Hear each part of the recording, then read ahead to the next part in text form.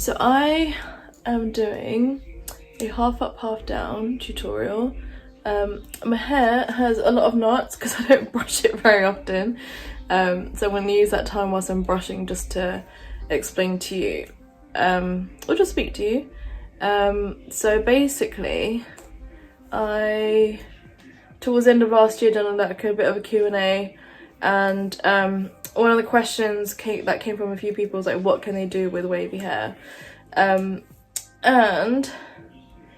I think half up, half down is always like a really nice look to go for, because you can literally use it for any occasion, and you can like zhuzh it up how you want. So you can do it you can do it curly, you can do it straight, it doesn't really matter.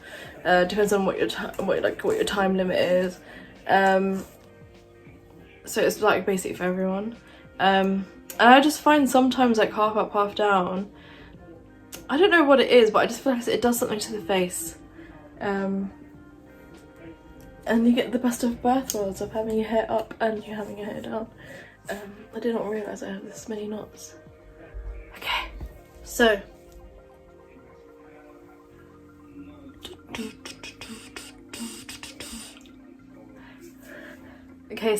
doing a half up, half down, and the way I usually like curling my hair is I will do a curl, like so I will do a curl away from my face, and the next curl I would do towards my face, because I just like it when it looks like there's different textures in the hair.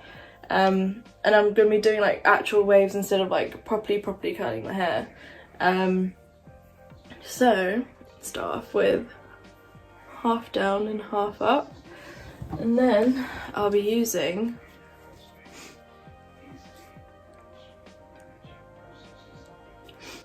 away from my face. Hold it for a few seconds. Let go. There we go.